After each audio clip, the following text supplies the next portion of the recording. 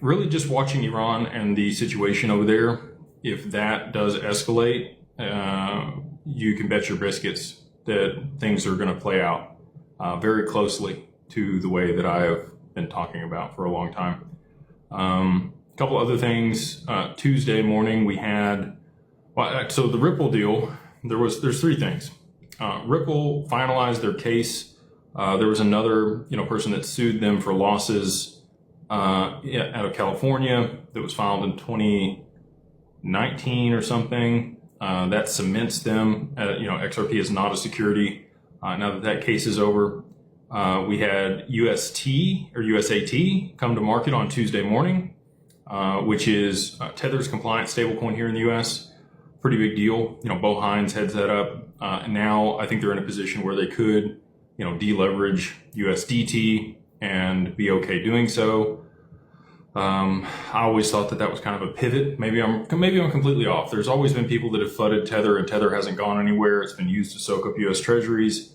But after the reverse carry trade unwinds, I think a lot of its use is going to be gone, and USAT will take that. Here in the US, they do have 3 years with USDT to get compliant. But if it depegs and has some issues, we'll have to see how everything plays out. Maybe they rotate that liquidity from USDT into USAT for all of the treasuries that they have on that balance sheet. We'll just have to see, the gold and Bitcoin that's on their balance sheet. Obviously, gold has done fantastic. Bitcoin still trending sideways here around 90,000.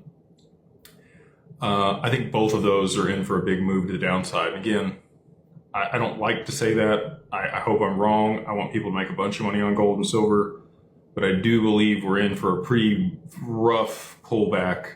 So at some point this year, maybe it takes longer, it just trends back down, but I think it'll be a violent pullback on gold to somewhere around 2,000 or 2,100, and then silver back down to touch the top at 50 before it continues higher. And I do think that they'll go higher. I just think there's going to be volatility when the reverse carry trade unwinds, which will destabilize a lot of things, including the stock market, which was also at an all-time high today. If you look at the S&P 500, we were at $7,000. It's the highest that the S&P has ever been. These are the highest valuations that the stock market has ever been at.